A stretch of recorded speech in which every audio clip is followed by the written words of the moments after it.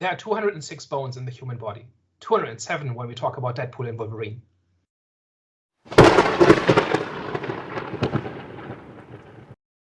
Hello, everyone.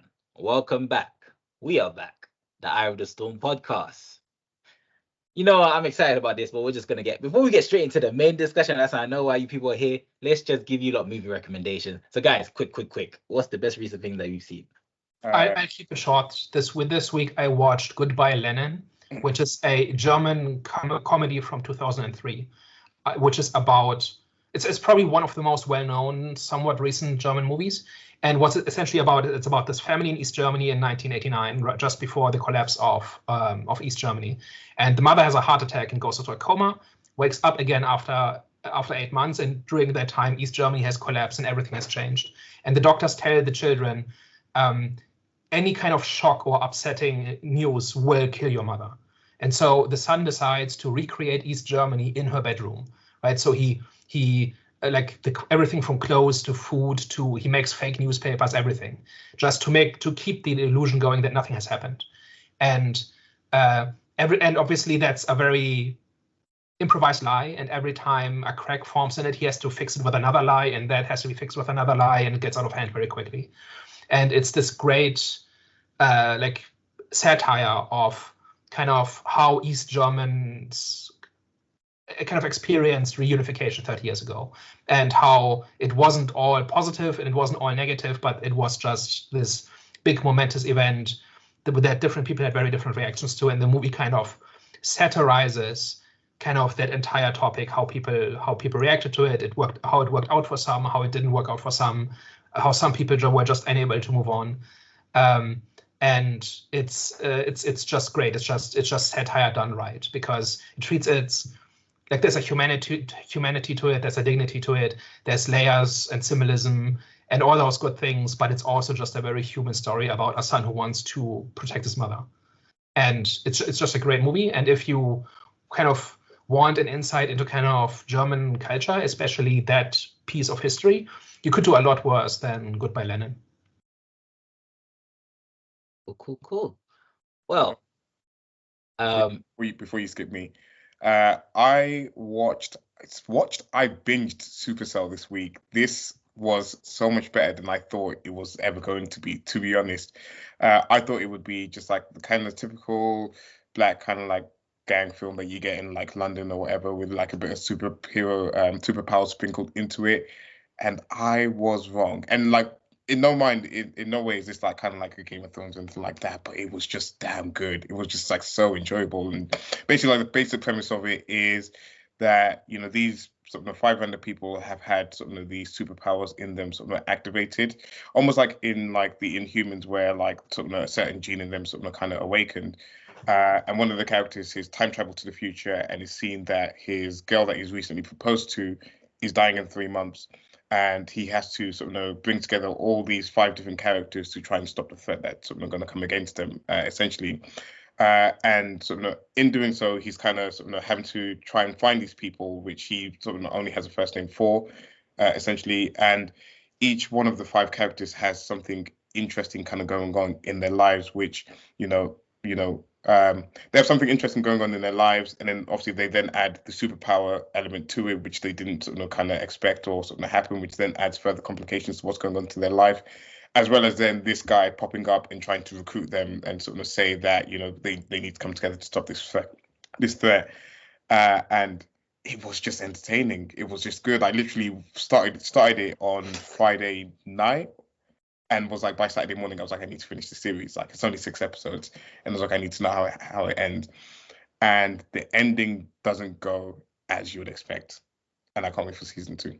So that's my recommendation. Yeah, so that was a good one.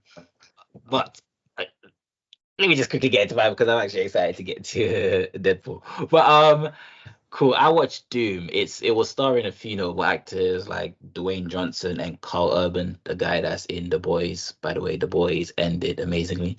But that being said, this is literally quick synopsis. Space Marines are sent on a mission to Mars. They try to investigate what the hell's going on, and then the mission is jeopardized because there's a bunch of, I don't know if they're monsters. They look like they're monsters, but yeah, the monsters go on a killing spree.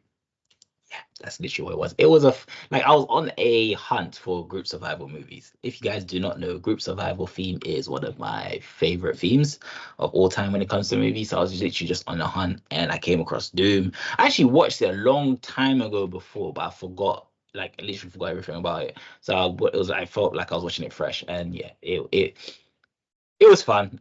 It wasn't, of course, it wasn't great, but it was good fun. If you are like me that loves group survival type films, Doom is definitely one I would recommend. All right, cool. The main event. I've been waiting for this one, boy. Danny G, yeah, Synopsis. Okay, how do I summarize Deadpool and Wolverine? So this is the third Deadpool movie starring Wolverine and Deadpool. It's the first one in the MCU, kind of. The story is basically that Deadpool wants to be an Avenger but doesn't have what it takes to be a hero, and then he gets recruited by the, what are they called, the time, what's the V stand for? Time Variance. The Time Variance Authority from Loki, who basically want to hire him as somebody to save the universe, basically.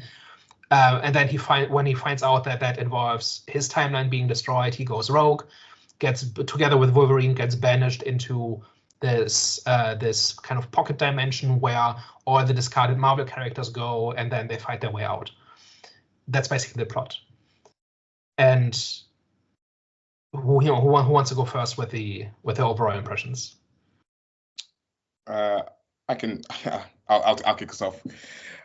This movie was very sincere in the best way possible, and it took me 2 viewings to understand it. So the first time I watched it, I was a bit mixed on it. I was a bit like, it was cool, like it was like funny, like this movie is flipping hilarious.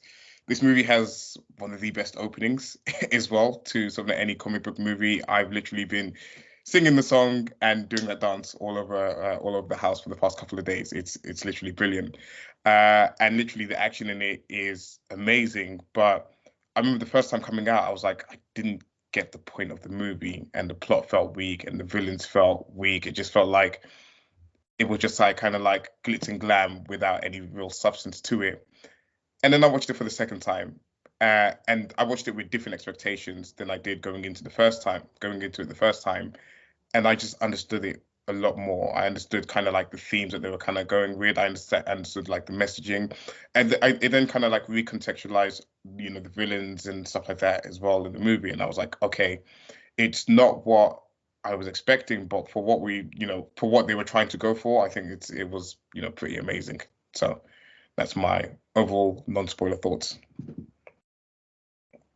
Okay, I haven't said this word for a superhero film since the Avengers. This was a great movie. Hey man, villain threat was on 9,000. The humor was hitting, didn't feel like it was overdoing. And I think something which people complain about when it comes to Deadpool's character is it can get a bit annoying, right? Sometimes he does overdo it when he's talking to the camera a lot, etc. But this one, it felt like there was a good balance due to Wolverine's addition into the film. So fight scenes amazing overall. This movie, of course, it had its problems, but this is the spark that Marvel needed. You know what I'm saying? This is definitely the spark that Marvel needed. Just in terms of getting back not even into the race, because it's technically they're the only ones in the race when it comes to the whole superhero genre, but just getting back, the love that they originally had with obviously Avengers and all the movies before that. So yeah, this movie was a great movie. So for me, I generally don't like multiverse stories. I think that it's possible to make good ones, but you're fighting an uphill battle, and Marvel specifically has not used that conceit very well. I also care mostly about story and character in a movie, and both of these things are big strikes against Deadpool 3, right? Like the story is definitely its weakest point, and it makes heavy use of the multiverse, and I still liked it. So I think the humor for the most part is great. I think the cameos for the most part work because they are integrated into the story. The jokes for the most part land. The action scenes for there are some pretty great action scenes, and I'll go into detail in that in the main section. I think the ending is garbage. It doesn't make any sense, I think. And Hervé, if you saw more of a point to the story in the second viewing, we could talk about that. But I think the ending is just a way to end the movie. It's not great. It's not great. Also, I think this movie is in one league with Endgame in the worst way, which is that it's an event before it is a movie, and seeing it in the theater once is the point of the movie, as opposed to a story to experience and really like get engaged with. So with Endgame, I saw it once in theaters and I've not seen it again. And that's mostly because it's mostly about being a victory lap for the MCU. And I think this is mostly a eulogy for Fox X-Men and kind of a way to prove to audiences that there is still life in the superhero genre. But as a movie, it's not that great. That's my bottom line. Oh, wow. Okay, so how did you guys feel? Let's talk about it. Yeah, let's talk about it.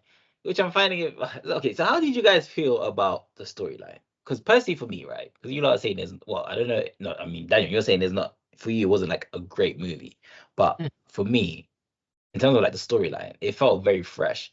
And the reason why I felt like it felt fresh is because of the addition of the multiverse. I do get sometimes the multiverse can get a bit annoying and it can get saturated, right? But surprisingly for this one, I felt like it expanded just the universe of Deadpool. And I'm surprised I actually enjoyed the addition of the multiverse, because it, like, obviously the film is like, it started off kind of like a small film, like Ant-Man, for example, right? It's a small film. So then one day, the whole addition of the multiverse in Ant-Man, it just ruined it personally for me. So that's why for this one, I thought, okay, it could have the same effect that I had on Ant-Man. But I thought like this was actually, it just made the film better, is what I'm trying to say, for me personally, regarding the storyline. So how did you guys actually feel about the storyline? So I think what Daniel kind of like said there, in terms of like it being like almost like a eulogy to Fox, is essentially what the movie was meant to be. And then if you think about everything within kind of like what happens in the movie, as that, like a lot of things sort of make a lot more sense. Like skipping all the way to the sort of like the, kind of like the start and the end of the movie. You've got Deadpool trying to sort of join the Avengers, essentially, and that's kind of like a metaphor. Like a lot of the movie is super meta, but essentially that is Disney's picked out Deadpool as the only salvageable thing from Fox, essentially. So he's like super excited to be trying to join the Avengers, but then what he realizes is that everything that he's come from before that is going to die. Like all the memories he's made, except for Wolverine. Except for Wolverine in this particular instance. Well, we don't know. I kind of see it as it's probably the end of sort of Hugh Jackman, and he just kind of came on for one last ride, essentially. But it's not super clear by the end what they're hoping to do. But essentially, he's in a situation where he's kind of like reminiscing on the past and everything that's kind of like come before, and it's difficult for him to kind of like take that jump to Disney without sort of kind of like trying to save or salvage or like kind of like remember what happened previously with Fox, which is then skipping to the end is where I'm a little bit confused, and I can maybe agree with you where it's like it's not super clear what they were kind of trying to do, essentially, in terms of like, did he sort of save the Fox universe? Because they talked a lot about like the anchor being and sort of needing sort of an anchor being in the universe, or the universe is going to slowly die again. Sort of Wolverine being the anchor being for Fox is sort of kind of again meta, because he was the main sort of attraction of sort of the X-Men universe, or sort of the Fox movies. Which makes no sense, because that means Logan and Deadpool are in the same universe. Which no. Yeah, but moving on from that. Yeah, but like kind of like moving on from that. So in terms of like the ending not making complete sense to me, because it then said that the act that they did at the end when they kind of like stopped Cassandra Nova, if that's her name, kind of revitalized and did something completely new to the universe, essentially. But then it doesn't really explain whether that means kind of like, if we're talking meta, does the Fox universe survive and sort of everything that came with it, kind of like move forward with it as well, or are they it's not clear. Essentially, to me, it's not clear. Are they trying to usher in a new set of X-Men, is Deadpool gonna sort of kind of like now jump to some of the MCU? Is he gonna be part of like the Marvel Cinematic Universe? My expectations are he will, but the ending just didn't tie the full story together. And again, I kind of jumped from the beginning to the end, and we'll like kind of touch on some like everything in between there. But that's the only part I was confused about is what's the next step and where are we going from here? So a lot of people have been watching. So I watched this a week ago because of scheduling worked out, and I've been watching a whole bunch of reviews from different channels since then, and most of them, the consensus seems to be that the story is garbage, but it's just a way to get from one joke to the next, and I think that's kind of underselling it. I think for the first 3 quarters, I think the story pretty much makes sense, and actually really like what's that limbo dimension called? Because I didn't watch Loki, so I didn't know any of that stuff. It's The Void, right? Yeah. I think working the cameos into the story in the form of the Void is genius, because that gives you a story reason for digging up any old character that you want, right? And it's not just people showing up and just randomly, right? Like there's a reason for all of these characters to be there, including Gambit, who was born there, which was the funniest joke in the movie. Yeah.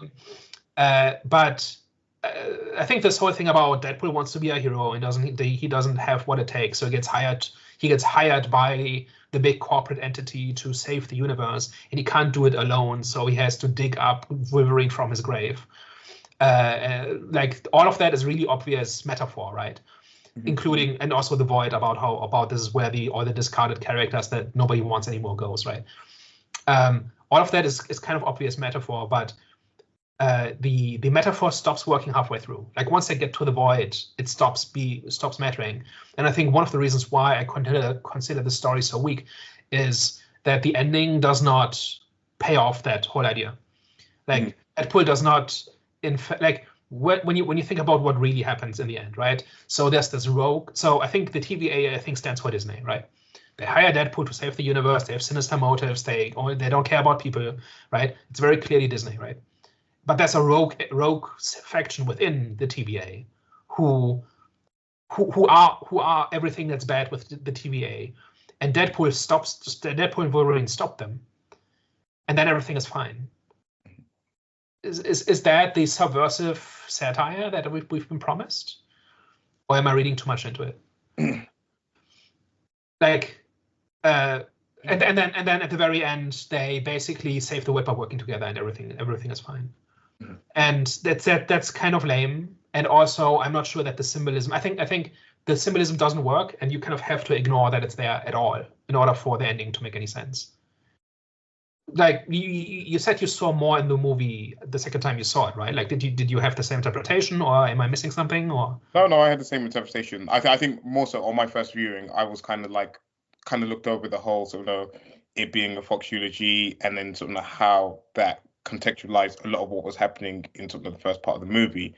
But again, I'm sort of like with you in terms of like when I was thinking about the ending and sort of the impact of it and sort of what it all sort of like really meant is where I was more so lost. So I don't kind of disagree with what you sort of like said there in terms of like how it falls a little bit flat. And I think that the story and the metaphor work up until that point. And then they either didn't know or didn't care to do anything with it. And I think I wasn't the only one who expected Deadpool to kind of go into the MCU timeline or merge all the different ones into the MCU. So, and that's why there are no mutants or something. Like I'm sure I wasn't the only one who expected that. And they do nothing of the sort, right? They have not touched the MCU timeline at all in the movie. No. And I'm not even clear on what happens to the people in the Void. I think they don't get addressed at all, right? Like Cassandra is defeated, and the Deadpools are defeated, but all the people stuck in the Void, does anything happen to them?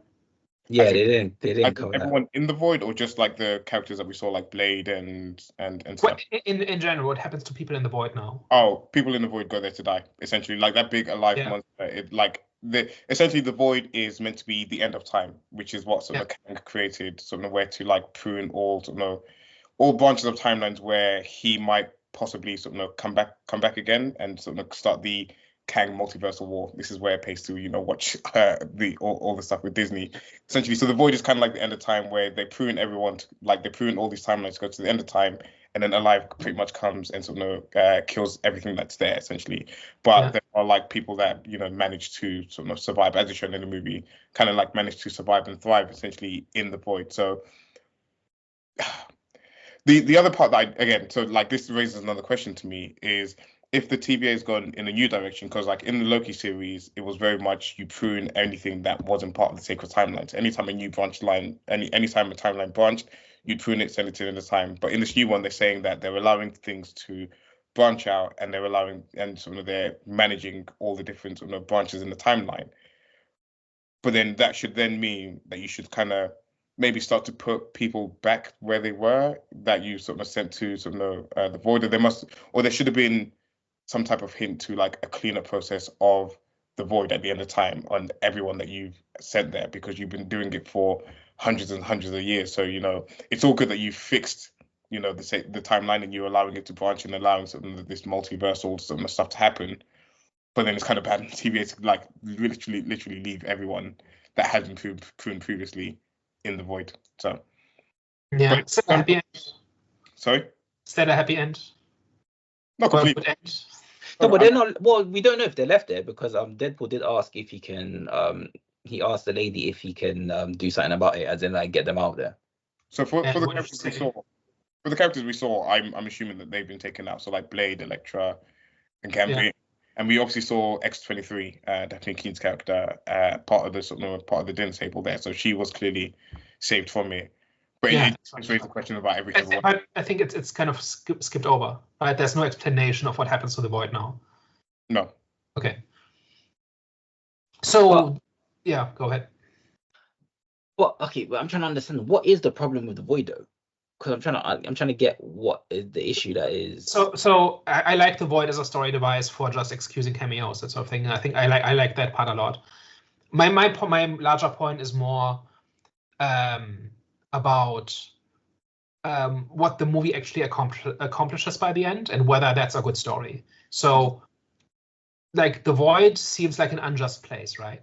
But the void isn't there because of paradox. The void is supposed to be there, like the TVA, like it's part of the TVA's plan, which means all the people who are there belong there. Mm-hmm. And it's good that they're there and they're not going to be rescued or anything like that. And I'm not saying it has to do that. I'm just it feels a little bit cold, kind of, not heroic to leave them there. But doesn't that kind of fall in line with the whole Deadpool universe? Yeah. As in, is that in character for Deadpool? No, as in like, because in terms of like Deadpool movies, it's very cold. Like it's got the humor, right? But it's dark in a way as well. It's like dark comedy in a way, right? So, but it's a story about Deadpool learning and Wolverine relearning how to be a hero. What actually, like now that you're saying that, what actually should have happened at the end of the movie is he should have not only just saved the people that that the cameos essentially that were in the movie. It should have been a recontextualization of the void and sort of kind of like changing it into something else. So it's not a case of just this would have maybe like tied the story together better if it was like not just a case of, okay, we're like celebrating everything that came before, and we're not just like discarding everything that Fox had made, essentially, and it's still like being celebrated. It was still a moment in time, but then there could have been a bigger metaphor on that there shouldn't really be anything that discarded, like even like the ugliest thing that's in there, and Dogpool, that annoying dog that was in the movie. That's like one of the things I disliked about the movie. But it should have been like maybe a bigger metaphor of how the corporates are are quite quick to sort of like maybe like discard or like get rid of like certain things that don't particularly work. You had like famous case with sort of Warner Brothers where they completely scrapped the Batgirl movie from coming out, essentially, even though that probably would have been a bad movie or whatever. But it could have just been a message about preserving history and preserving the work that people have done before, as opposed to just kind of like scrapping and moving on. And that will like even tie to like the DC universe, or like the Man of Steel and this and the other that came before. Like, yeah, may not have like had the best reception, but there'll be people that loved it. There'll be people that loved it, people that hated it, and it should still be celebrated for what it did. Yeah, and that's also in a movie that goes out of its way to celebrate Marvel, right? Mm-hmm. Like the end credits as well is just one big nostalgia trip. Mm-hmm. And I'll be honest, it worked on me, right? Like I'm watching these movies for 25 years, and on balance, I like them a lot. Mm-hmm. And just seeing these 20-year-old, 25-year-old characters and actors and just scenes, like I realized what the movie was doing when it was playing this happy music and this nostalgia reel, and it worked, and I didn't care that I was being manipulated. It just worked. So you have a movie that is really big on the nostalgia, and that is really big on how heroes matter. And then we have this kind of rushed ending that doesn't accomplish anything. It basically says everything is the way it's supposed to be. I don't know. It sticks out. I'm not saying it has to be any one particular thing, but it does stick out a little bit. And I don't understand why they did it, because they could have, like Deadpool smashing the TVA could have been. I don't know that they still need them in some way, or I think they already got reformed once in Loki, right? Yeah. So, but maybe not do that again, but something, right? Like it seems odd to me. Mm-hmm. Question: so the Deadpool that we were watching, was that the original Deadpool, as in from the same universe as Deadpool 1 and 2, or was this a different Deadpool? Because I was confused how the girlfriend came back to life. Or how she was... the whole issue with him being in trouble with the time variance. No, actually, it wasn't because of that. Actually, it's because the universe was dying. But they did touch on it in the movie when he was saying, "Oh, is it because at the end of Deadpool 2, he uses Cable's time machine to like kind of go back in time and save his girlfriend, because she does die, and then he completely retcons it, and then there's a whole like kind of like what's it called again, where he's just like the montage of him like just going around just like fixing things that happened in the past, so like killing himself when he was like getting the Green Lantern role or whatever, like shooting the Deadpool that was in the X-Men Origins Wolverine, I believe, where they completely like sewed his mouth and completely like butchered the character in that. So that's why she's still alive.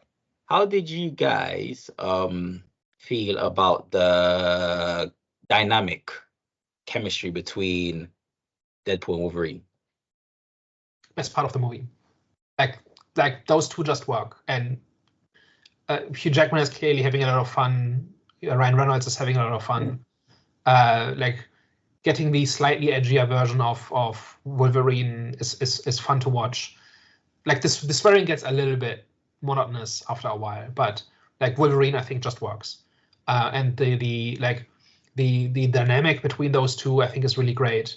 The fact that they have to work together and stick together, but at least Wolverine can't stand Deadpool, but has to put up with him. A lot of comedy comes out of that. With Deadpool being a Wolverine fanboy, just works, doesn't get old. It's just all like that. That was the right choice to bring Wolverine into this. And then you have that excellent scene in the car where Deadpool says that he's made an educated wish, and then you have Wolverine completely tear him down, and actually like someone finally shuts up Deadpool for a minute. And then they have like that epic fight in the car. But that like literally that scene, and I know that was like one of your concerns, Daniel, that you didn't know whether Wolverine would feel like it would feel tired, like Hugh Jackman playing the role again would feel tired. But I felt like he was like super energized for this role, and like that scene just like was just amazing. Like seeing that twice in the cinema was just brilliant. Like the way he delivered those lines in that car was just perfect. And then Deadpool like not saying anything for ages and then being like, "I'm gonna fight you," was just perfect. That was literally perfection. That was actually the moment where I thought we were gonna see an evolution in his like personality and his character. I thought, okay, this might be the moment where we actually see a serious Deadpool. Because of course you see bits of serious Deadpool, especially when he's with his girlfriend. But like, when he's with a character like Wolverine, or when he's just with other characters beside his girlfriends, you rarely see Deadpool being serious. So when he just ended up saying, "I'm gonna fight you now," I was like, okay, yeah, he's back to being Deadpool again. But yeah, that moment of silence, like, oh crap. Are we gonna see him break down? Or are we gonna see him just, like, what are we gonna see? So yeah, I definitely like that part.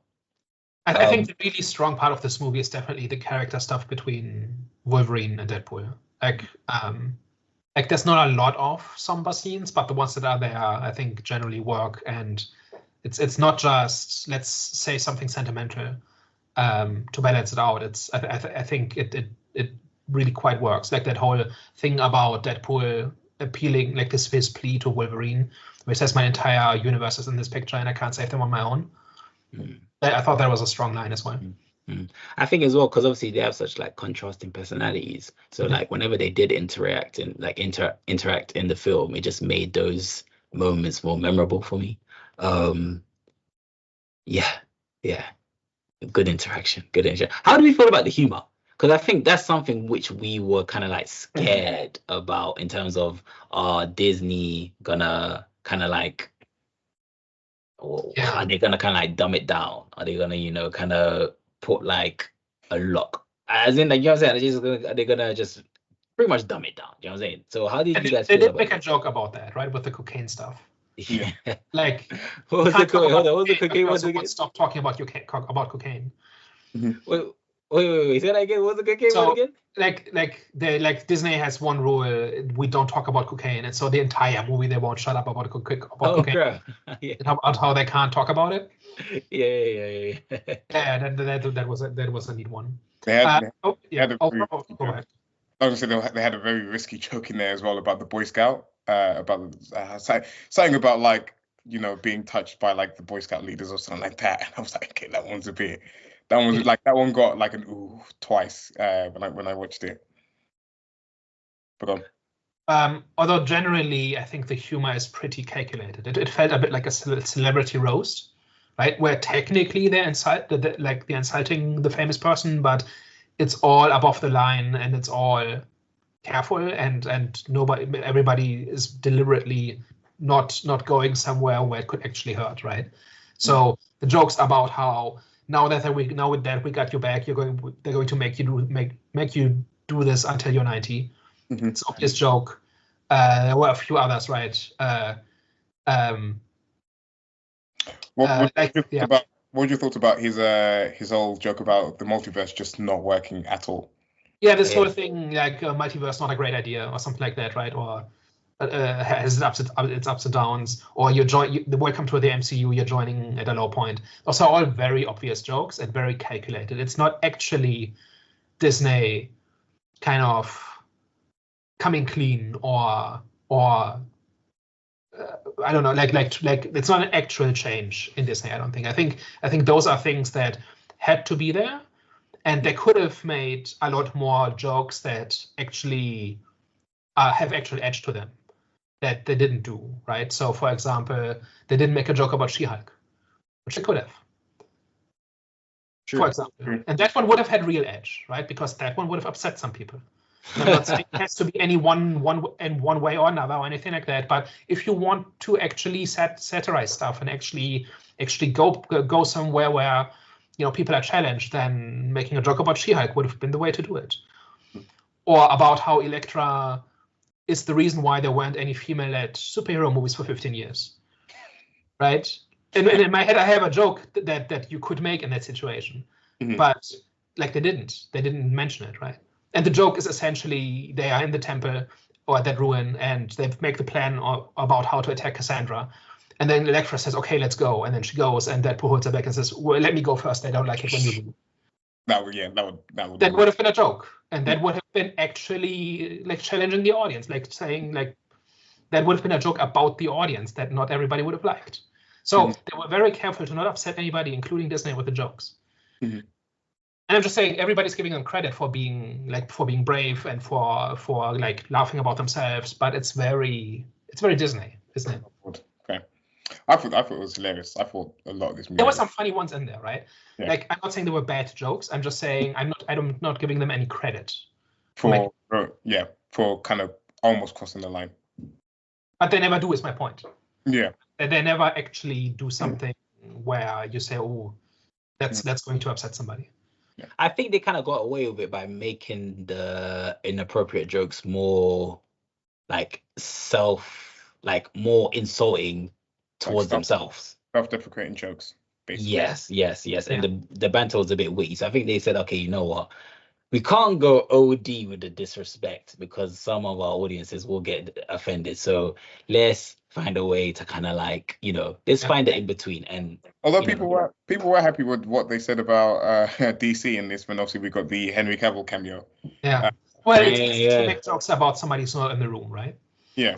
But I thought it was a fun cameo. It was a fun line. This whole thing about, hey, just join. Like, why do you join us? We'll teach you better than the jokes down the road. Yeah. Fun joke, but yeah, also safe. Yeah. I will say, I know. Again, none of this was like crossing the line, but everything to do with Gambit was just flipping hilarious. It was great. Like, yeah. No, literally, like the way that he was speaking, like and the way that Deadpool just like never understood it, and obviously like the whole joke about like the dialect coach and stuff like that was just so funny. And then of course like the whole like self-deprecating jokes that he was like making as well. It was just like like anytime like Gambit was like speaking or interacting with Deadpool, that was literally brilliant. Also things like he was born in the void. It's a great joke. Yeah. Yeah, I mean, I'm not saying that all like there were no good jokes. There were lots of good jokes. I'm just saying, like, they are not. There are no brave jokes. There are good jokes in this movie. There are no brave jokes in this movie. Yeah. How did you guys feel about the supporting cast? Did you feel like they enhanced the film? Just like the supporting cast. For example, like cameos.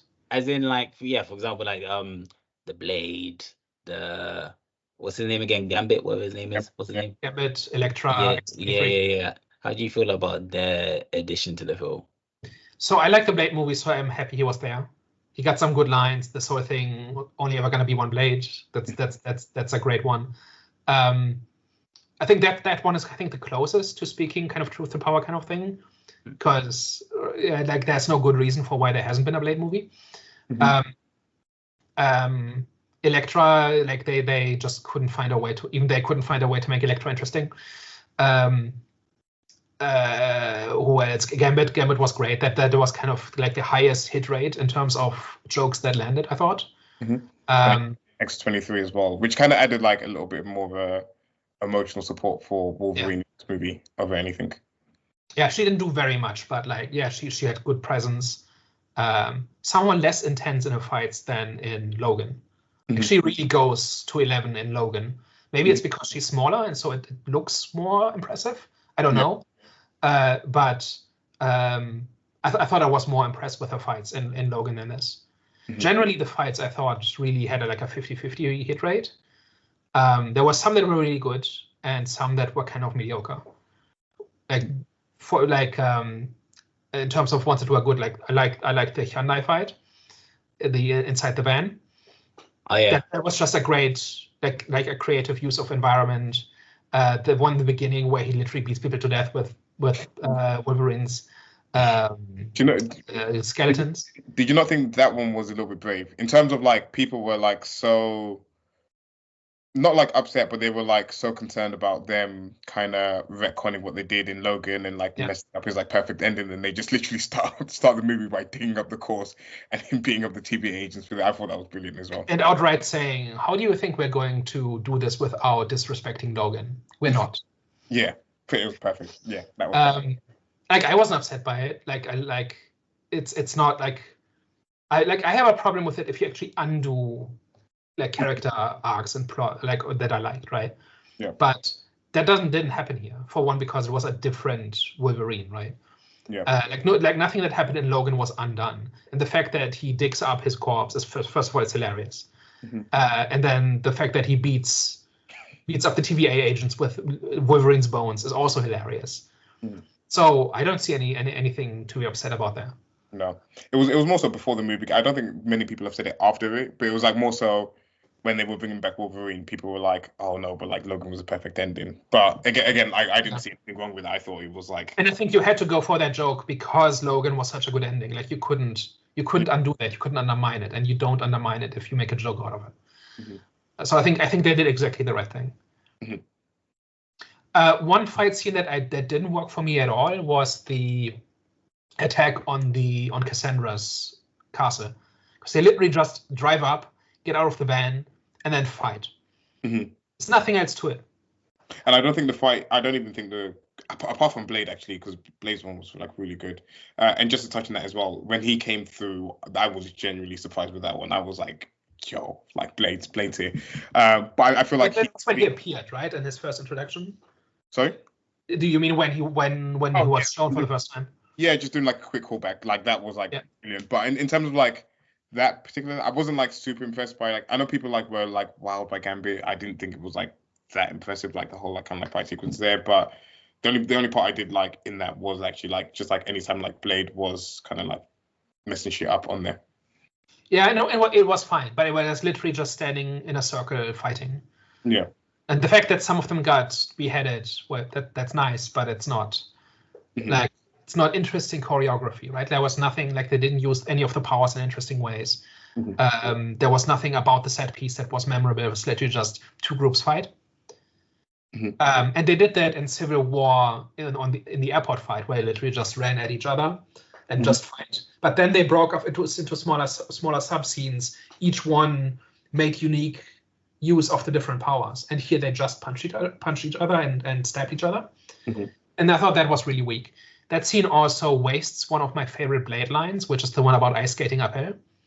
I use that one at work all the time, and like just in everyday conversation.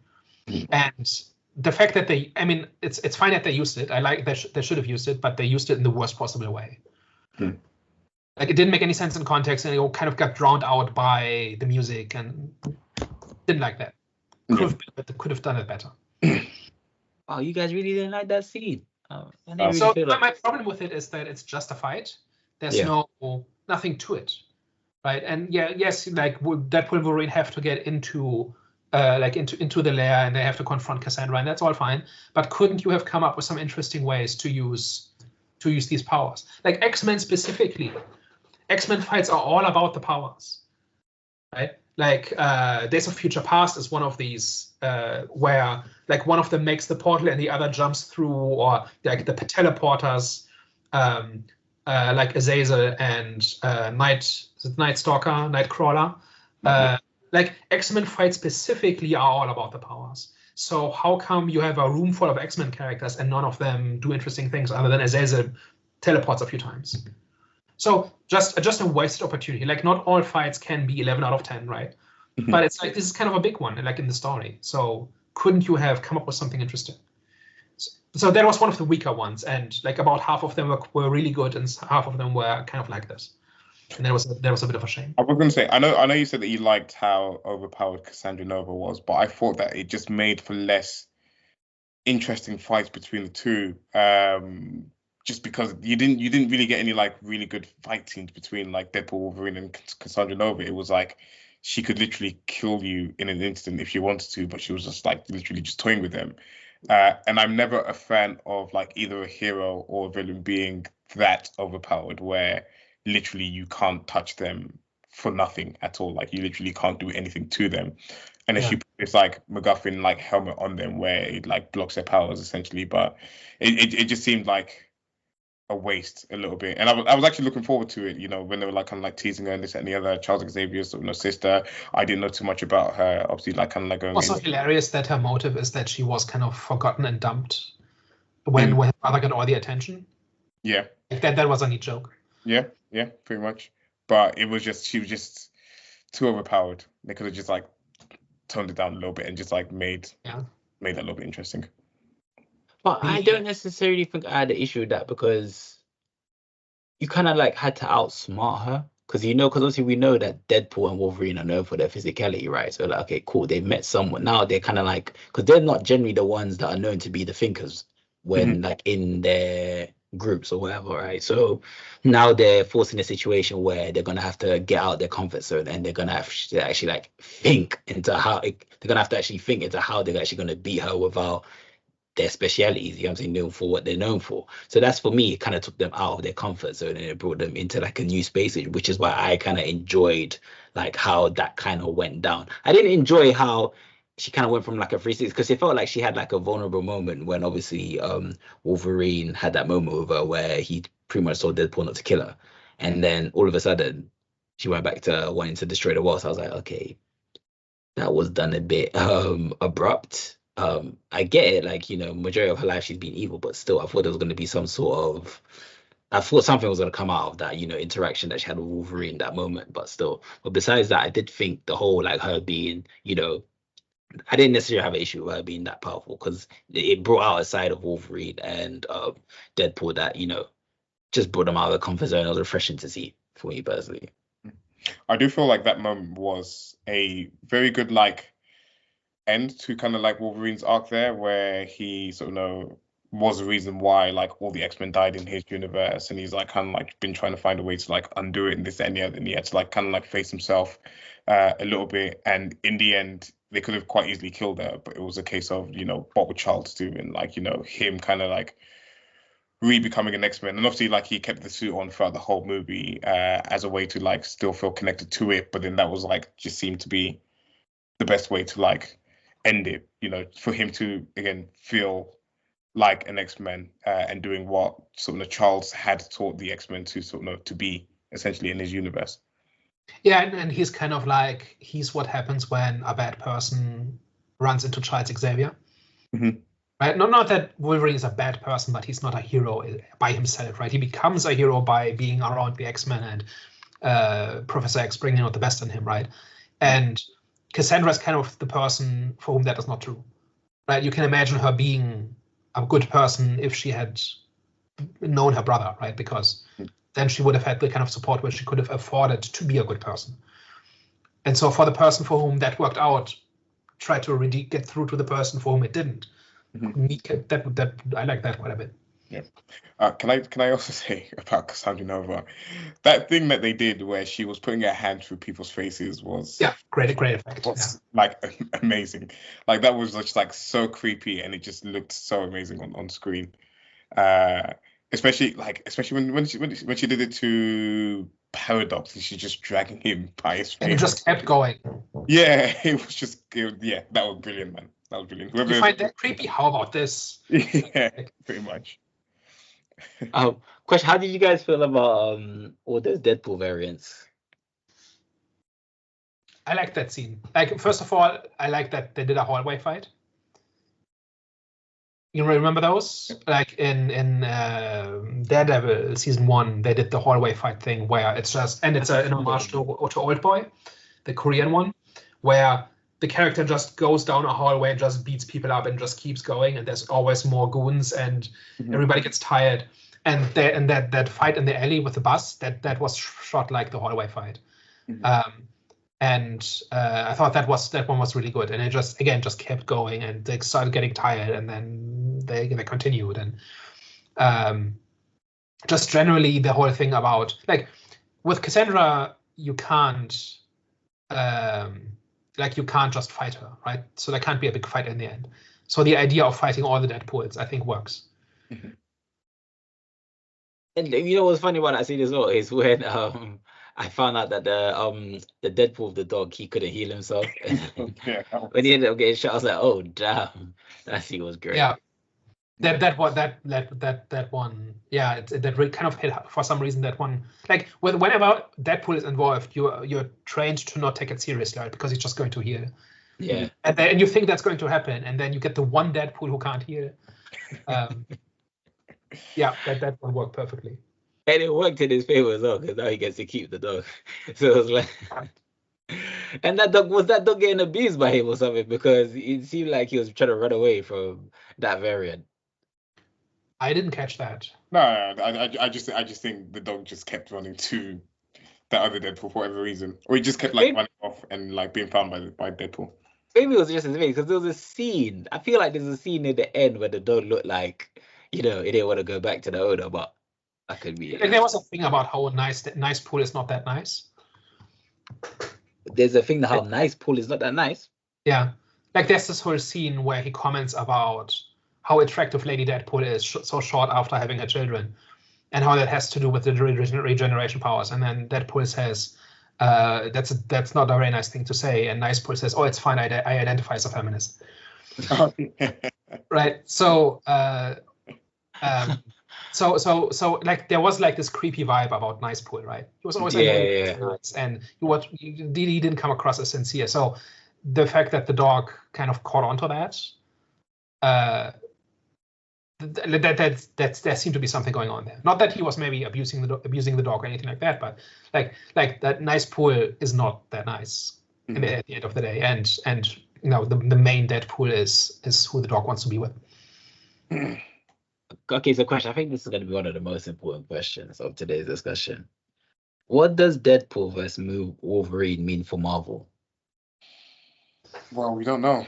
Nothing. Like it seems like it hasn't changed anything. And again, going into it the first time, I had the expectation that it will have some type of impact on the Marvel universe. And I think we, in the discussion that's just come out on Monday, we talked about. I think Daniel, you mentioned about changing the status quo, and so didn't even try. Yeah, it literally didn't. And again, that was like the problem I had going into it the first time watching it. But then watching it for the second time, I was okay that it didn't do anything to the Marvel universe, because it wanted to be what it wanted to be in terms of like it being almost like a quick hello to the Marvel universe for Deadpool, but a nice goodbye to the sort of like the Fox universe and everything that came before it. So I was more okay with it. The second time round. Would have loved to see them build on it. And then we did have sort of a San Diego Comic-Con, which, again, I don't think it really expanded on sort of what's to come next again there. Because I think I talked about like it being like a bit of a 1-2 punch, you having Deadpool and then San Diego Comic-Con and creating this massive buzz, which I think is, we'll touch on it, Robert Downey Jr. coming back as Dr. Doom for sort of Avengers Doomsday. I am mixed on it. I feel like they could have got someone else to play it. I don't think it's as desperate as people are trying to make out. Like Robert Downey Jr. is like a fantastic actor, and if they go through like the whole like multiverse aspect of it, sure, but it probably wouldn't have been the choice I'd have made for that particular sort of character. I think it is desperate. And I think there's also a way to make it work. I think what they're going to do is they're going to play the Ultron trick again, where they give another character story to Tony Stark in a way that makes it work. So Ultron in the comics, not made by Tony Stark, but by turning Tony Stark into the one who makes Ultron, makes perfect sense in that character's character arc. And it's also one of the greatest stories in the MCU. Like this whole Tony Stark's thing about control and wanting to be the one who fixes everything. That is one of the great, like one of the, if not the best story, then one of the best ones. And I think what they're trying to do is they are making him Dr. Doom in a way where they say this is the Tony Stark that didn't become Iron Man and that didn't meet Captain America and that didn't become an Avenger. And that work, like on paper that makes sense. And I think he's going to give a good performance because he plays that character like nobody else. Yeah. And but I would have just liked to see Dr. Doom. Like Doom is one of those. Doom is not just being a genius scientist and wearing the green cape. There's a little bit more to him, and I don't know that all of that carries over. And Tony Stark being Dr. Doom means we won't get Victor Von Doom ever. What I'm scared of with Marvel is kind of what Disney did with Star Wars, where they're just like revisiting some of the same periods and like kind of like rehashing and bringing back like similar characters. Granted, he's playing a new character here, but it's going back to what's familiar as opposed to seeing what didn't work, understanding what didn't work, and then still trying to move forward and still trying to take a risk, as opposed to, and you can say that this is a risk. You can say that this is a risk. Bringing back Tony Stark, like in your opinion, it's it's desperate for them to do so. But it's for me, it's just a shame. And I feel like you said, I'm not a comic book reader, but everything that I've heard about Doctor Doom is one of the greatest villains of all time. Period. And as a person that loves villains, as a person that loved Thanos, if people were saying that, Doctor Doom is like levels above this, I would have loved to have seen an authentic version of this, as opposed to a supposed Tony Stark variant. And he's also not been done properly twice already. Yeah. And this was a chance to just get it right, finally. Yeah. So I think What, is generally, he human? As in, So- like, is Doctor Doom like human? As in, like Iron Man Yeah. human, or he's and like he's a one of the super most powerful. scientist. He's like a super scientist sorcerer kind of, kind of guy who's basically a foil to the Fantastic Four, and he's one of the big Marvel villains. Like if you had to pick one, like Doctor Doom would be on the short list. Isn't there a comic? Is it Secret Wars where is it like just like rips Thanos' spine out of him or something like that? I think I've seen it in like a YouTube video or something. Or he just like completely kills Thanos or like punches the whole film. I can't remember how he kills him, but there's basically a panel where he like just like completely like destroys Thanos in like one punch. I'm not a huge comic guy. Like I've read a bunch, but not to that level. Okay. I don't know if Doctor Doom did that, but he's the guy who normally would have outsmarted Tony Stark, right? So, like, it's really hard to do that character really justice because you have to write this resourceful genius who is always 3 steps ahead of everybody, and so.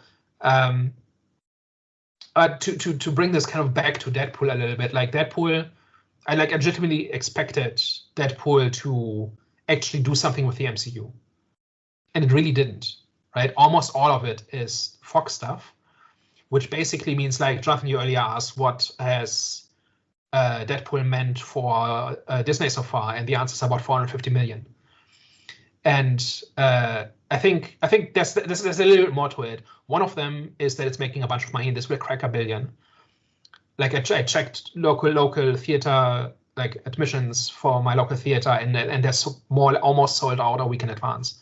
Like this is like people are showing up for this. Yeah. And I was the theater in like I'm traveling in Germany visiting family, and the theater was basically me, a bunch of Marvel nerds, and my parents, which was an interesting contrast. They laughed 3 times, so that during the movie, so the movie does have something for people who haven't seen the last 30 movies. But this is basically the nostalgia trip, right? This is not just for Fox, but in general, and it does not look forward at all. It does. Like it's a movie. It introduces nothing new. It doesn't resolve anything. It doesn't create a new status quo at all. It does. Was that the purpose, though? Sorry. It does tease one thing, and that's the scene where he's at the TVA and he sees himself on the ground and Thor's holding him, Sure. and Thor's crying, and that pops up several times throughout the movie where he like kind of wakes up out of his sleep and keeps saying like God of Thunder, or like has like this like whole thing with like Thor. So it's teasing that there's something. Him having a crush on Thor, that sort of thing, yeah. Well, maybe. Oh no, but I mean, to be fair, that's like that was the joke, right? That he's really happy that Thor will save him one day because he has this, like he's. You think I didn't receive it like that, because he said like Thor was holding you and Thor was crying, and he was like, oh, why is Thor crying? And they were like, I'll quickly like move away from that, like let's like cut off the screen, basically, kind of hinting that there's like. But it was like a fanboy moment, like he was excited to see Thor and like that sort of thing. So, but that was the only thing, right? But I was gonna say, was that like its film purpose though, to move the film forward, or rather to kind of like regain the interest and trust of the audience, as in like, okay, we can still make good movies? Because remember, you said that this film felt like a Endgame type of film in terms of like it felt like an event rather than something that has replay value, right? And you're right, actually, kind of. Well, actually, no. I would watch this film again. So personally, for me, I do feel like it's got replay value just in terms of like the enjoyment factor that it provides for me. But in terms, it does as well feel like it wasn't a film that was meant to like move the story forward, but it was a film to just regain trust from the fans. Because for a very long time, we've been slating Marvel. We said these guys do not know how to make a movie. It's freaking rubbish. They've just been giving us rubbish. But now there's actually like everyone's excited about. I feel like everyone's like the reactions, like everyone's excited about Marvel again, and I think that is what its main goal was. So I think there's a few different aspects to it. One of them is, number one, it's making a whole bunch of money after the last 5 in a row not, right? That's important in terms of what gets greenlit in the future. It also got people just having a good time, right? Like people gasped and laughed, and like in my theater, and that is not a reaction I got from very many movies this year. like as in the audience I seeing that kind of reaction in the audience. Yeah.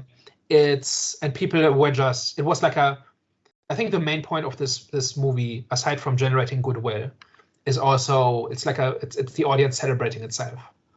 It's like everybody who showed up clearly had seen all the movies before, and they knew all the references, and they clapped at the right moments, and it's not just a big validation of it's good to be a Marvel fan, and I think that is kind of the primary goal of this movie. Like, it's not supposed to tell a great story, and it's not supposed to be very memorable, and it's not supposed to move the status quo forward. It's supposed to make people feel good about Marvel. And I think on that front, it's succeeding, like, by leaps and bounds. So could we say that, so would you consider this film a failure then?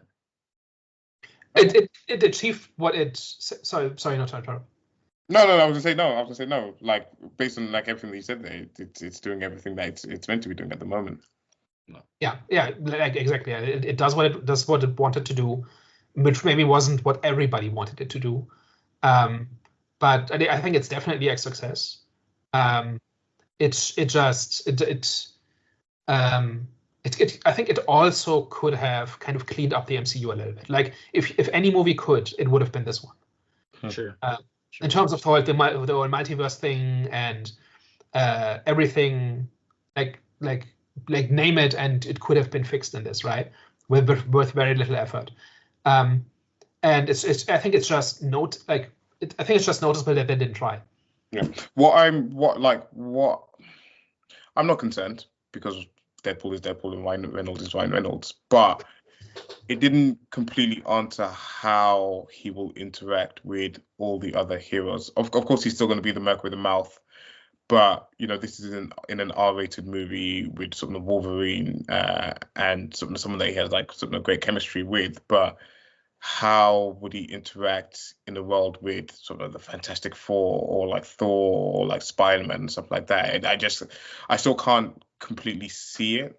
Sort of him, how he completely fits in, but very, very much sort of eagerly anticipating sort of him being inserted into someone's movie. I would love for him to just pop up in a random movie, even if it's for like a cameo or whatever, just kind of like see how he fits into the MCU.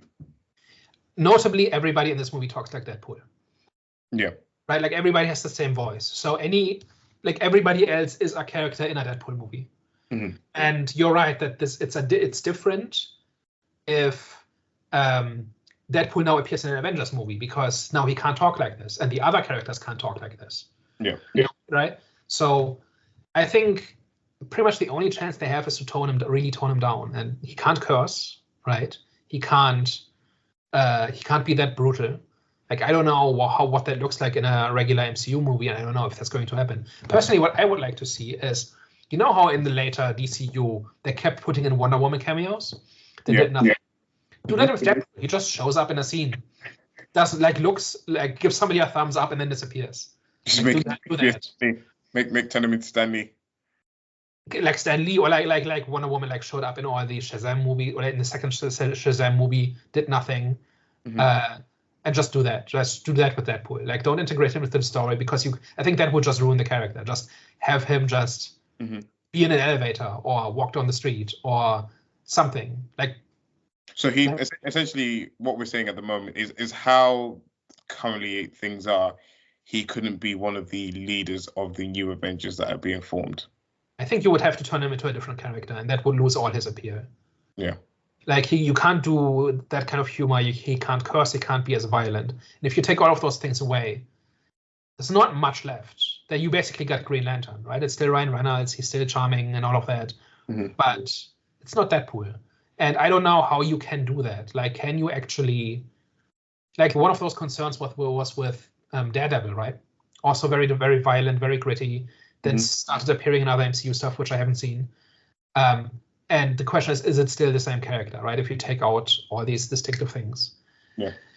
And I think what Marvel learned with Daredevil and that is that they had to keep to keep the integrity of him. They had to create what did Echo fall under? They created like a new thing, which like kind of like a new branch where they have like kind of like the more mature content, like TV series stuff that they have, where Echo was like well, I don't know if it was 18 rated. It was like a lot more mature than like a lot of the other stuff that they were putting out. It's meant to be, yeah. Mm-hmm. Yeah, and I think like Daredevil's meant to like fit within that because like you're saying, they don't know how to incorporate such a like dark, gritty character into sort of the rest of the shows. And I watched him as She-Hulk, and he's not the same Daredevil as you were getting from the Netflix series at all. And if you have to do that with Deadpool, is there a point? Is it just that Deadpool is in this, or have you taken away everything that's cool about Deadpool? But then that's a challenge. That's a challenge for Ryan Reynolds. Like, how can you keep the essence of Deadpool? Because he's one of those people that were like just completely born to play Deadpool, in my opinion. But how does he keep that essence and make it work in an Avengers movie? I'm sure he'll be in Secret Wars or something like that, and I'm looking forward to seeing how he sort of handles that challenge. And I don't think he'll actually be a regular in those movies. I think he'll show up occasionally, maybe. Mm-hmm. But I think it would be a huge mistake to just have him be around all the time.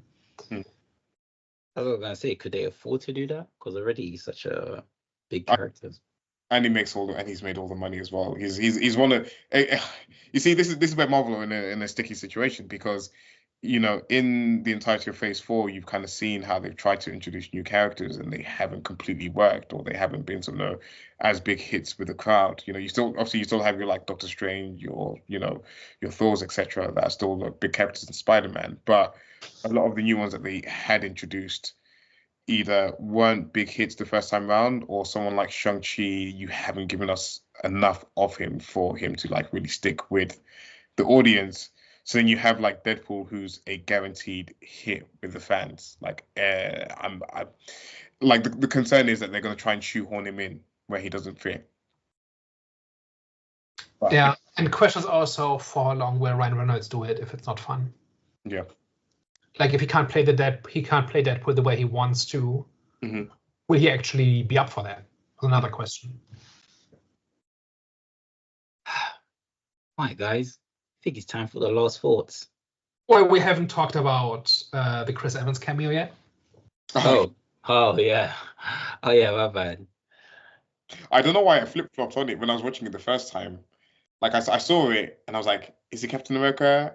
Is he Johnny Storm? Captain America, Johnny Storm? I couldn't put my finger on it until he actually said his flame on it. I was like, okay, that was like the perfect subversion of expectation. There's another layer to it. So in the comics, Captain America goes into exile, another name Nomad, and kind of just wanders the desert for a while trying to find himself. And he wears the exact same costume that he wore in Deadpool Wolverine. I thought, okay, first now they're doing Captain America in exile, and then they do Johnny Storm, and then you think, so first you think, oh, it's Captain America, then you think, oh, it's Captain America in exile, and then, oh, it's Johnny Storm. I think that whole sequence is perfection, including like the after credit scene where it's just Chris Evans swearing for 3 minutes. It's just it's just great. That's wonderful. Like that's the part where like I think this movie is pretty phony at times when it comes to things like poking fun at Disney and stuff like that. But there, I believe that Chris Evans and Ryan Reynolds cooked up something and had some fun with it for an afternoon. I absolutely believe that. Yeah.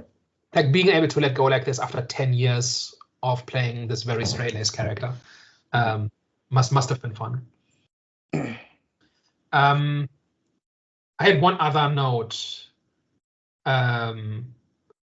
Just I have one observation and one question. So the first observation is, I've said before that one of the great things about Deadpool is that they just do stuff everybody is afraid to do, or think that you can't do in movies, like Colossus and stuff like that. And here they do everything, right? They just do comic book accurate Gambit, and all sorts of minor characters that you never thought you'd see, or jokes you'd never see, and they just do it and it just works. I mean, even put Wolverine in the suit, which Fox didn't do. The suit and then the helmet at the end. So I just love that they are just like, if there's satire in this, it's that they without commenting on it are just doing all the things that everybody has been saying for 25 years are not possible, and they just do it. And it looks effortless. So I enjoyed that part quite a bit, and I like that in the in the first two Deadpool movies. Also, sorry, I love how they poked fun at the fans as well that wanted comic book accurate Wolverine, and they showed how ridiculous it would look if he was actually like that short. Basically, I think that was brilliant as well. Yeah. And then my last note I had was also more. So the last thought I had was, I think if this does anything, it's that you can just tell, like let's just make one-off movies that are very different from everything else, right? Like even like I think this would have been an opportunity to update the MCU a little bit, and we've talked about all of that. But given that it didn't, I think this is a really solid standalone movie that just does its own thing, and you can like it, and you can watch it, you can have fun with it, and you move on and you watch something else. And this shows that the MCU does not have to be one size fits all. Like you can have different movies with different tones, different styles for different audiences, and it's fine, and it works. And I hope they learn this lesson from that, where they will just, whether this is the thing that gets the Blade movie greenlit or something else like it, just something that stands on its own. It's somehow connected to the main thing, but it's not. It doesn't have to be for everybody. It doesn't have to fit into the big master plan. I really hope that comes out of this, because it's like this doesn't really play by the rules, right? This doesn't really advance the plot. It doesn't seed anything or anything like that. It doesn't do any of the things that we've come to expect from MCU movies in that way, and it's still good. It still works, and I hope that lets Disney give these movies a little bit more breathing space, where not everything has to be completely styled through and completely optimized, and it doesn't have to be this giant jigsaw puzzle where everything slots into each other. That's my last point. Any more last points before I go back to the last fourth? No more on my side. All right, cool. Sorry, last fourth. Sorry, just go back to the opening scene. I know I've mentioned it already, but that is genuinely one of the greatest opening scenes of a comic book movie. That is genuinely stuck in my head. Anytime that pops up on my timeline on Twitter, I have to stop and I have to watch it over and over again. And I have to do the dance while I'm walking around the living room, and I have to play that song over and over again. It's literally amazing. It's brilliant. Talk about setting a tone. Yeah. Literally doing that he just comes out swinging and it doesn't stop. Right? No, pretty much. Like he's literally doing that while desecrating Wolverine's corpse. It's just just great. Hi guys. No, just let's keep, we've got time. Let's go for it. I'm upset because the second time I went to go watch the movie, I was running late, and I said to myself, if I miss the opening sequence of it, I have to go watch this movie again just to catch it in cinema one more time. Genuinely, I was that's how much I loved it. There you go. That's my last point. I won't say any more than that. I do have one more question. Seeing it the second time, did you notice anything you missed the first time? Or a reference or some detail or something? I think it was just more so the themes and just kind of understanding what was meant to be essentially in the movie, especially Paradox. Paradox, the first time I watched it, I was okay, what was the point of this character? It was a bit a bunch of nothing. But then the second time watching it and kind of contextualizing it as a Marvel exec or a Disney exec or something like that, it just made all the interactions and sort of everything that he was doing just make a lot more sense, as opposed to just him being some random rogue TVA agent. It just made a lot more sense how things were kind of coming across, even things like the anchor being and stuff like that. It just kind of recontextualized everything and made me appreciate what they were doing more. So are you saying that we would need to watch the movie twice to kind of appreciate more, especially towards Daniel's direction? Would you say if you watched it the second time, he'd probably feel like the story was a bit better than he thinks now? Yeah, I mean, he might catch something that he didn't catch something obviously the first time watching it. I think you kind of understand, Daniel, what the movie was was trying to be in the end. You just might catch one or two things that you might have missed. It's very rare for me to want to watch a movie twice. And I do feel like sometimes, especially with movies where you go in there with set expectations. I had the exact same reaction coming out of Endgame. Like I remember coming out of Endgame thinking this was so pointless. This was like such a travesty after sort of watching Infinity War and sort of like the high that I had coming off of that. But then like watching it a second time, understanding what they were trying to do and understanding it was a bit more of a kind of like a goodbye to like some of these characters and kind of like a bit of a bookend, as opposed to kind of like being this like big grand something like adventure to kind of like cap off the sort of the Infinity Saga. It made me appreciate the movie more and actually made me love it a lot more than what I did, because like again, like Daniel said, like the two movies are like pretty similar in what they're doing in terms of like you're kind of like jumping from like one big event to the next big event essentially, and there's like big hooks that they're trying to like get big audience reactions out of, but then there's like it's just like stuff underneath, like this it's like the sincerity and the meaningfulness of like what's being done underneath that makes you appreciate it a little bit more, as opposed to going in there with your lofty high expectations for like really like, you know, for whatever you're expecting of the movie. So yeah, for me, watching some certain movies second time with the right expectations makes me appreciate it a lot more. That's good to hear, because that was my concern as I was walking out of it, saying I really enjoyed this, and I'd like to see it again, because there's so much stuff in there, and there's some great jokes, and all of it, and I just like superhero stuff, and there hasn't been much in the last few years that is worth watching, and I was really just willing to cut this like every slack there is, right? Yeah.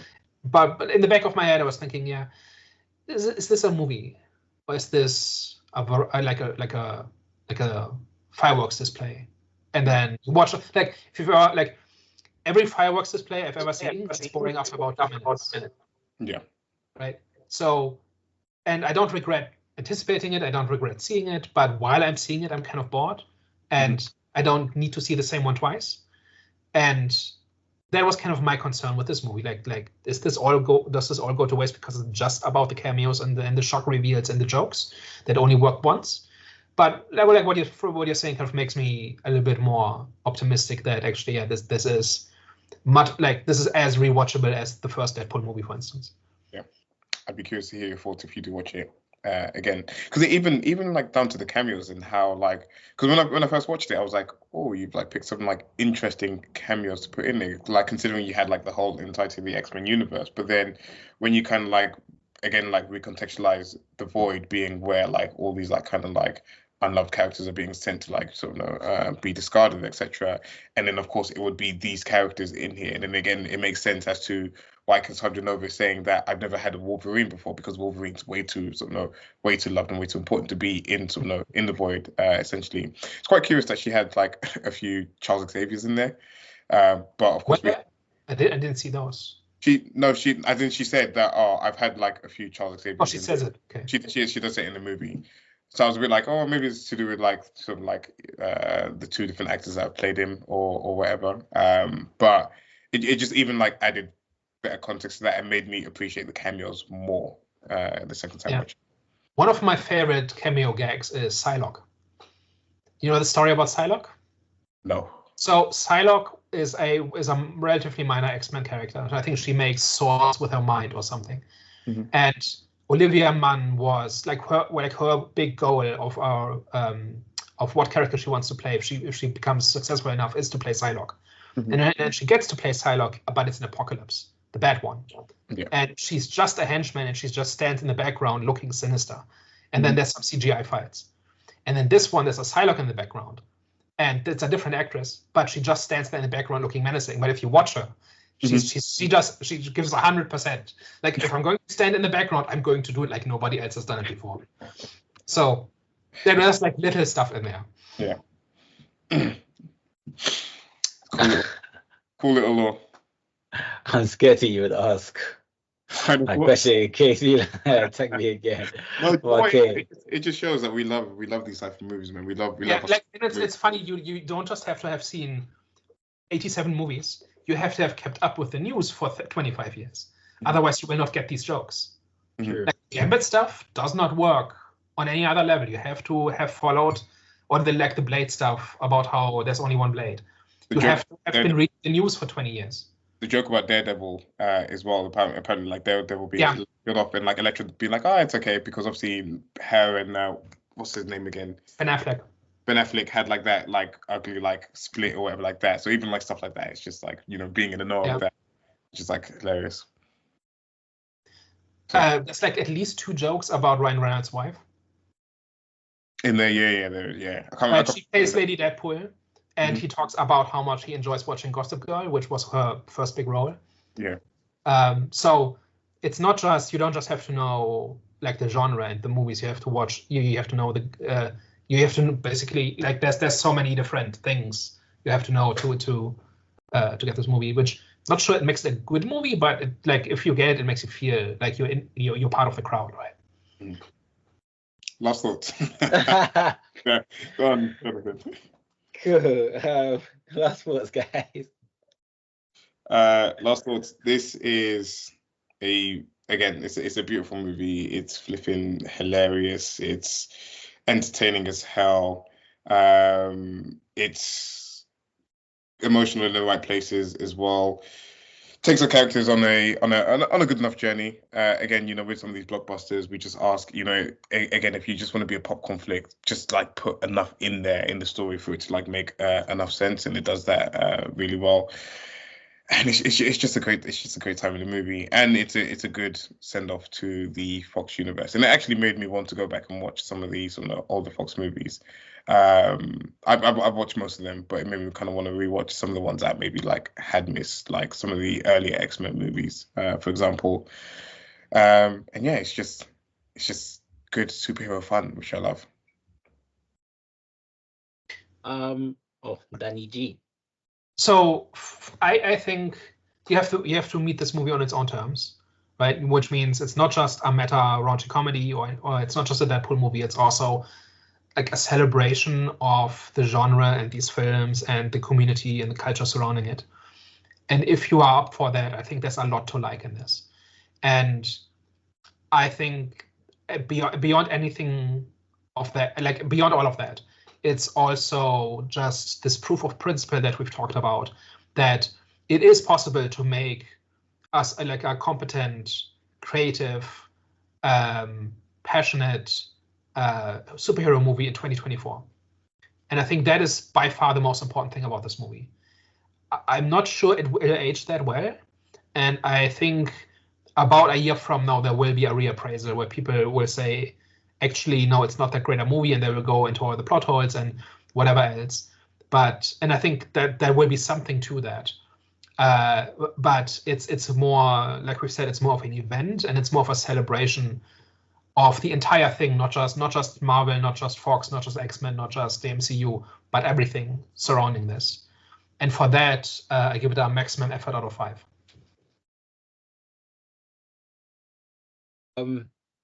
If I even say mine, oh wait, you gave it a maximum effort out of 5? Yeah. That's an interesting rating. What does that mean? I've not explained any of the others. I'm not going to start now. Okay, cool. That's actually I've never actually asked you about your other ratings, but this one I was like, that's interesting. But wait, Harvey, did you give your rating? Oh, 9.5 out of 10. 9.5. Oh wow. We'll go high now. What the hell did you rate Dune? Higher than this. It's gonna be higher than this. If this is 9.5, Dune's 10 out of 10. Dune's a 20 out of 10. I don't think you gave Dune. But yeah. If I give Dune, sorry. I don't think you gave Dune. I think you gave Dune 9.5 or something like that. Yeah, but okay, like I'm reevaluating that score. Dune's a 20 out of 10. This is a 9.5 out of 10. Good. All right, cool. For me, I think Deadpool served its purpose. It's, given the fans hope, that is going to be an upwards trajectory when it comes to, just what's to come. Do you know what I'm saying? Even though there wasn't, I do agree with what everyone else was saying, there wasn't like really in terms of like the conclusion of the film, there wasn't like any inkling on there being a continuation or like, as in like what's going to happen next. But, in terms of just like the whole feeling good about Marvel, it's achieved that. And I think that's what they really needed, because they were, after Endgame, they were in a terrible state, in my opinion. Of course, they had moments, especially with like Spider-Man, but still, overall, after that, the movies that they were dropping just wasn't good. So I think Deadpool definitely, in my opinion, I think it saved them. Just for now. Obviously, we're going to see what comes next. Obviously, it's the Falcon or Captain America Falcon, whatever his name is. But we'll see how that goes. But I think it definitely served its purpose. And for me, it was a great movie, man. I had a great time. I'm going to give this film a 8 out of 10. I will say, I know people say it's like the first great movie since like such and such. I feel like people gloss over how great Guardians of the Galaxy 3 was. Oh my God, I forgot about Guardians of the Galaxy. Lord have mercy. Sorry, that's an exception. Sorry. Yeah, Sorry. I know that's an exception or whatever, but it just seems like everyone always forgets it. And I'm like, no, that was one of like the best Marvel movies post Endgame. Or even forget that. That's one of the best pop Marvel movies, period, out of like everything that's come out of it. I have to watch that one of these days. Oh, you haven't? Oh Nope. no, that one's brilliant. That one is... that came out in my apathy phase where I said, well, it's Disney, so it's trash.